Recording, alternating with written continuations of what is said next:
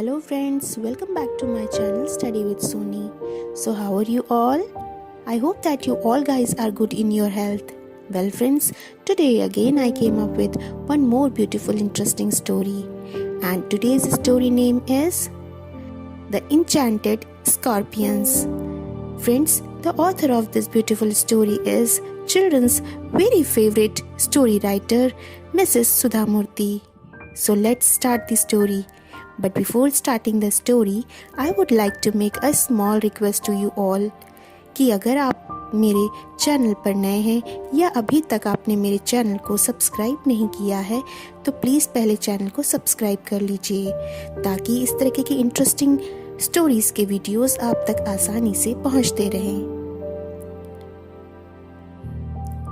So friends, story start होती है एक बहुत ही खास दिन से और यह बहुत ही एक्साइटिंग इंटरटेनिंग डे होने वाला था उन सब शहर के बच्चों के लिए जो शहर से अपने अज्जा अज्जी यानी कि दादा दादी के घर आए हुए थे।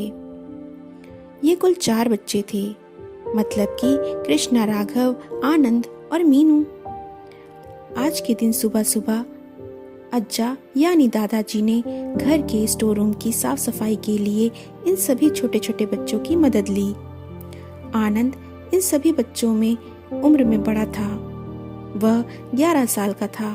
ये सभी बच्चे अपने पेरेंट्स के साथ शहर से गांव समर वेकेशन की छुट्टियों में आए हुए थे। ये बच्चे हर रोज कुछ नया सीखते और समझते थे। अज्जा को पुरानी चीज़ों को इकट्ठा करके स्टोर रूम में रखना बहुत ही अच्छा लगता था, पर वहीं अज्जी इसी बात से नाराज रहा करती थी कि ये सब पुरानी चीज़ें कई तरीके के कीड़े मकोड़ों जैसे कि cockroaches, lizards, rats, termites means दीमक को दावत देने जैसा है। और हर गर्मियों की छुट्टी में बच्चे स्टोर रूम की साफ सफाई में अपना एक दिन बिताया करते थे और अगर कोई पुरानी चीज़ उन्हें मिल जाया करती इस बीच तो वे बड़े ही खुश हुआ करते। उन्हें ये किसी खजाने के रूप में ही दिखा करता। वे सभी ऐसा करने पर बहुत ही खुश होकर के पूरे घर पे चिल्लाया और नाचा करते थे।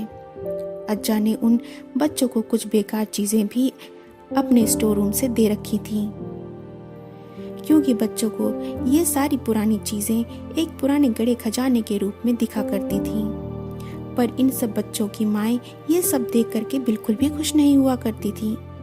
पर आज बच्चों को पुराने खजाने के तौर पर एक पुराना लकड़ी का बक्सा मिला था स्टोर रूम से। ये बक्सा काफी ज्यादा बड़ा था, जिस पर बहुत ही सुंदर नक्काशी की गई थी। फूल, बेल और पत्तियों को बहुत ही खूबसूरती से लकड़ी पर उकेरा गया था। उस बक्से के खोलने पर उसमें कई तरीके के कंपार्टमेंट्स बने हुए दिखे, जो कि अलग अलग तरीके के सामान को रखने के लिए बनाए गए थे। पर आज इस बक्से के सारे कंपार्टमेंट्स बिल्कुल खाली हैं। पर रघु ने ट्रेजर आइलैंड की किताब पढ़ी हुई थी, तो वह कल्पना करने लगा कि एक समय ऐसा भी रहा होगा जब इस बक्से में बहुत सारा सोना, चांदी, सोने के सिक्के, बहुमूल्य रत्न और न जाने कितने जेवर भरे रहते होंगे। उस बक्से को बहुत ही अच्छे से देखने के बाद उन सब बच्चों ने डिसाइड किया कि आज के दिन की कहानी खोए हुए खजाने से ही रिलेटेड होगी। और वैसे भी अज्जी को तो हर विषय पर कहानी आती है। तभी सारे बच्चे दोपहर के समय अपनी अज्जी के पास गए, जो कि पेड़ के नीचे बैठी हुई थीं, और उनसे उस खोए हुए खजाने से रिलेटेड एक कहानी सुनने के लिए उन्होंने रिक्वेस्ट की। और अज्जी ने भी बच्चों का मन रखने के लिए उन्हें कहानी सुनाना शुरू कर दिया। वे कहती हैं, एक गांव में सिद्धार्थ नाम का एक नौजवान रहा करता था। वह एक अच्छे स्वभाव वाला व्यापारी था। काम की तलाश में वह एक गांव में पहुंचा। उस व्यापारी को गांव के लोग बहुत ही ज्यादा पसंद आने लगे, इतना कि उसने यह तक डिसाइड कर लिया कि उसके पास जो बचत का पैसा बचा हुआ है उससे वह उसी गांव में एक मकान खरीदेगा और वहीं रहेगा अपने पूरे परिवार के साथ, जिसके कारण वह घर की तलाश करने में अपना समय बिताने लगा। और घर की तलाश करते समय उसकी मुलाकात उदय नाम के एक व्यक्ति से हुई। उदय एक गरीब आदमी था।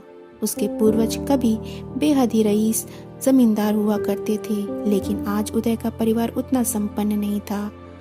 उदय अपने परिवार का कर्जा चुकाने के लिए अपनी पुरानी हवेली को बेचना चाहता था। उदय ने सिद्धार्थ को अपनी हवेली दिखाई, जो उसे बहुत ही पसंद आई, और सिद्धार्थ ने तुरंत हवेली को उदय से खरीद लिया। फिर वह पुरानी हवेली की कुछ मरम्मत करवाने लगा, जो खंडहर जैसी दिख रही थी। और जैसे ही उसने हवेली के पुराने फर्श को खोदा, तभी उसे जमीन में दबा हुआ पुराना सील बंद बक्सा मिला। जब उसने उस बक्से को खोला तो वो बहुत ही ज्यादा चौंक गया और घबरा भी गया, क्योंकि उस बक्से के अंदर से बहुत ढेर सारे बिच्छू निकल आए थे। उसने तुरंत बक्सा को दूर फेंक दिया। उस दिन वह शाम को गांव के एक बहुत ही बूढ़े बुद्धिमान आदमी के पास गया और उन्हें बिच्छू वाले बक्से के बारे में बताने लगा। उस बुद्धिमान आदमी ने कुछ देर तक विचार करने के बाद कहा कि शायद उदय के पूर्वजों ने उस बक्से में कुछ पैसे छुपा करके जमीन के अंदर सुरक्षित गाड़ दिए होंगे, ताकि अगर परिवार के किसी व्यक्ति को इन पैसों की जरूरत कभी आगे निकट भविष्य में हुई तो वे इसका इस्तेमाल कर सकें। फिर वह आगे यह भी बताता है कि हो सकता है कि इन बीते कई वर्षों में इस बक्से के बारे में वे पूरी तरीके से भूल गए हों, या उन्हें इसके बारे में कुछ मालूम भी ना हुआ हो। सिद्धार्थ को अभी भी बहुत ज्यादा हैरानी हो रही थी, और उसने उस बुद्धिमान बूढ़े व्यक्ति से कहा, पर उस बक्से में कोई खजाना या सिक्के नहीं थे, बल्कि बहुत ढेर सारे बिच्छू थे। तभी वह बूढ़ा आदमी बोला, वह बक्सा पुराने जादू से सुरक्षित है। यदि कोई दूसरा व्यक्ति जो उस परिवार का नहीं है, वह अगर इस बॉक्स को खोलेगा तो उसे पैसों की जगह बिच्छू ही दिखाई देंगे। और इस बात को सुनकर सिद्धार्थ बहुत ही ज्यादा हैरान भी हुआ और दुखी भी हुआ। दुखी इसलिए क्योंकि उसे अब उदय की याद आ रही थी कि किस तरह पुरानी हवेली को देते समय उसकी आंखें आंसुओं से भर गई थीं, और गांव को छोड़ने से पहले वो किस तरह अपनी पुश्तैनी पुरानी हवेली को आखिरी बार देखने आया था। वह बहुत दुखी था उस समय। पर खैर, सिद्धार्थ मन में सोचने लगा कि काश उसे इस बक्से के बारे में पता होता तो यह पैसा या खजाना उसके काम ही आ जाता और उसे अपनी हवेली बेचनी नहीं पड़ती। सिद्धार्थ अब अपने घर आ गया था और उसने फैसला किया कि जब तक उदय के परिवार से कोई व्यक्ति उस बक्से पर अपना दावा करने नहीं आ जाता, तब तक उस बक्से की सुरक्षा वह खुद ही करेगा। यह सुनिश्चित करने के लिए कि बक्सा केवल उदय के परिवार के सच्चे वंशज को ही प्राप्त हो, उसके लिए उसने एक तरीका निकाला, जिसमें उसने बक्से के अंदर से 4 बिच्छुओं को निकाला और उन्हें अपनी नई खुली दुकान के चारों कोने पर लटका दिया। उसके सभी ग्राहक दुकान में जब आते तो यह अनोखा दृश्य देखकर उसे अजीब से देखा करते थे और कई तरह की बातें किया करते थे कि सिद्धार्थ, तुम्हें क्या हो गया है? कहीं तुम पागल तो नहीं हो गए हो? तुमने अपनी दुकान पर इतने खतरनाक विषैले कीड़े क्यों लटकाए हुए हैं? क्या तुम खरीदारों को किसी तरीके से डराना चाहते हो? इन सब बातों का जवाब वह कभी नहीं दिया करता था, बस मुस्कुरा दिया करता था। वह जानता था कि बहुत दूर दूर भी उसके जैसा सामान बेचने वाला कोई दुकानदार नहीं है, इसलिए कई खरीदार बहुत दूर दूर के गांव से भी उसकी दुकान पर खरीदारी करने के लिए आया करते थे। चाहे बिच्छू हो या नहीं हो, इसका कोई फर्क उन खरीदारों पर नहीं पड़ता था। धीरे धीरे वह दुकान बिच्छू के दुकान के नाम से जानी जाने लगी, पर गांव के लोग हमेशा उसकी पीठ के पीछे उसका हमेशा मजाक बनाया करते थे। लेकिन सिद्धार्थ को इस बात का कोई फर्क नहीं पड़ता था। इस तरह कई साल बीत गए और सिद्धार्थ अब अधेड़ उम्र का आदमी हो चुका था। उसकी पत्नी और बच्चों को पालने के लिए उसके पास पर्याप्त धन था। लेकिन सिद्धार्थ को एक अफसोस जरूर था कि इतने वर्षों के बाद भी कोई उदय के परिवार का व्यक्ति उसके पास उस बक्से पर दावा करने के लिए नहीं आया था। तभी कुछ दिनों के बाद एक युवा लड़का उसकी दुकान पर आया और बोला, श्रीमान, मैंने आपके गांव के कई लोगों से सुना है कि आप बहुत ही ज्यादा अमीर व्यक्ति हैं और आप जरूरतमंदों की मदद भी किया करते हैं। मैंने स्कूल जाना बंद कर दिया है क्योंकि अब मैं अपनी स्कूल की फीस नहीं भर पा रहा हूँ। तो क्या आप मुझे कुछ पैसे उधार दे सकते हैं ताकि मैं अपनी पढ़ाई पूरी कर सकूं? सिद्धार्थ ने सिर हिला दिया और मना करने का संकेत दिया और कहने लगा, गांव वालों ने तुम्हें मेरी संपत्ति के बारे में बहुत ही बढ़ा चढ़ा करके बताया है। हाँ, ये सही है कि मैं ठीक ठाक कमा लेता हूँ, पर इसका मतलब ये नहीं है कि मैं आपकी मदद कर सकूं। हालांकि किसी की मैं मदद कर सकूं, यह मुझे बहुत ही अच्छा लगता है। तभी अचानक यह बात सुनकर के लड़का गुस्से से बोल उठा, श्रीमान, अगर आपको मेरी मदद नहीं करना है तो आप साफ मना कर सकते हैं। यूं इस तरह आप मुझसे झूठ क्यों बोल रहे हैं? मैं समझ पा रहा हूँ कि आपके पास इतना ज्यादा धन दौलत है कि आपको समझ नहीं आ रहा है कि इसका इस्तेमाल कैसे करें। तो आपने सिक्कों को अपनी दुकान के चारों ओर क्यों लटकाया हुआ है?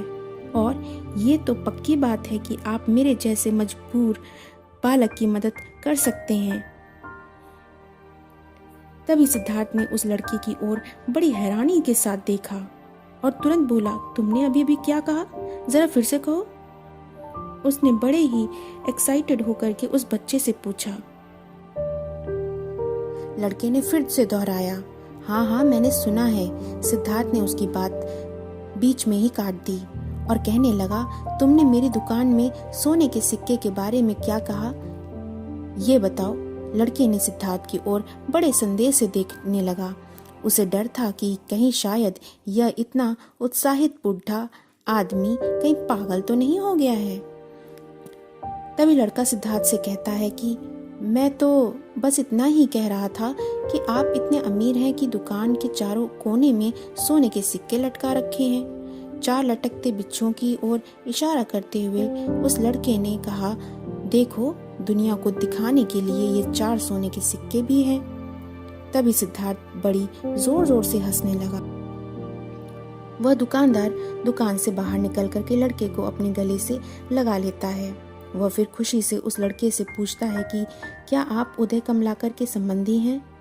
क्या आपका परिवार कभी इसी गांव में रहा करता था? लड़का अचानक इतने सवाल सुनकर डर गया और कुछ पीछे हट गया। वह लड़का बूढ़े आदमी से इतना ज्यादा डर करके घबरा गया कि वह सोचने लगा कि पक्का ये बूढ़ा आदमी पागल है। फिर थोड़ी देर बाद वह बोला, हाँ, मेरा ही नाम उदय है। मेरा नाम मेरे दादाजी के नाम पर ही रखा गया था। उनका परिवार इसी गांव में कई वर्षों से रहा करता था, पर कुछ कठिन आर्थिक संकटों के कारण मेरे दादाजी को अपना गांव का पुश्तैनी घर बेचना पड़ा और वे गांव से चले गए। दादाजी अपनी पैतृक संपत्ति को बेचने के बाद बहुत ही दुखी रहा करते थे क्योंकि वे घर को बेचना नहीं चाहते थे, पर मजबूरी के कारण उन्हें उस घर को बेचना पड़ा और इसी दुख के कारण उनका देहांत हो गया। दुकानदार सिद्धार्थ की आंखों में आंसू आ गए थे। आंसू को पोंछने के बाद वह अपने घर के अंदर दौड़ करके गया और पुराना बक्सा लेकर के वापस आया और उस लड़के को दे दिया और हंसते हुए उसने उस लड़के को बक्से को खोलने के लिए कहा और कहा कि मुझे बताओ कि तुम्हें अब इस बक्से में क्या दिखाई दिया। लड़के ने जैसे ही बक्सा खोला वह हक्का बक्का सा रह गया। उसे बक्से के अंदर सोने चांदी के बहुमूल्य जेवर और बहुत ढेर सारे सोने के सिक्के देखने को मिले। उसे अपनी आंखों पर विश्वास नहीं हो रहा था। इतना ज्यादा धन था उसके अंदर कि उसके बारे में वह सिर्फ कल्पना ही कर सकता था, पर यहाँ तो वह वास्तव में यह सब देख पा रहा था। वह लड़का दुकानदार की ओर देखने लगा। तभी दुकानदार ने मुस्कुराते हुए कहा कि यह सब आपका ही है और फिर उसे समझाने लगा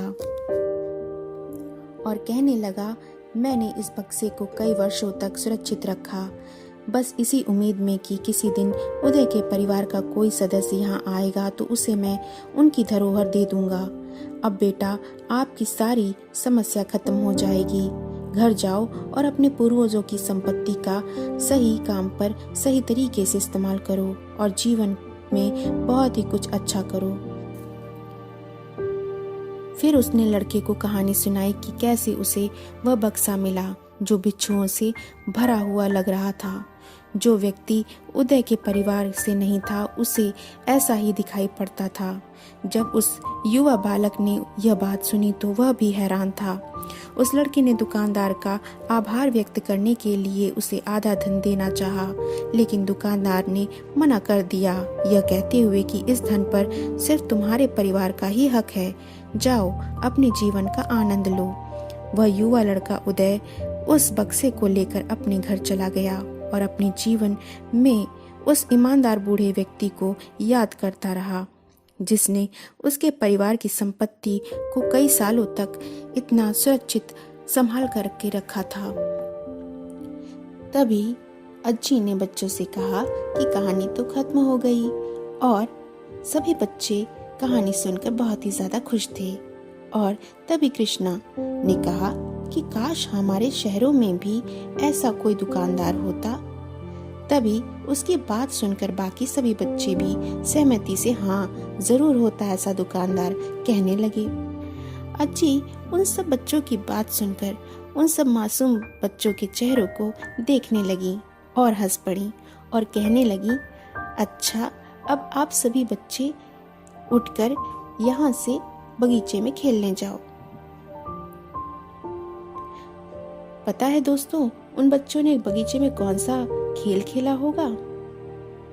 शायद आप सही कह रहे हैं, खजाने की खोज का खेल खेला और बहुत ही ज्यादा खुश हुए। सो फ्रेंड्स, ये इंग्लिश स्टोरी जो मैं आपके लिए हिंदी में लेकर के आई थी वो यहीं पर एंड होती है। एंड आई होप कि बचपन में आप सभी ने ऐसी स्टोरीज पक्का अपने दादा दादी या किसी बड़े से जरूर सुनी होंगी या पढ़ी होंगी किताबों में, या कोई गेम जरूर खेला होगा। कमेंट बॉक्स पे जरूर बताइएगा। Well friends, I hope that you all find it nice to hear this story. And if you liked this story, then do share my videos to your friends and relatives. And also support me by subscribing my channel, and thanks for watching my video till end. Namaskar.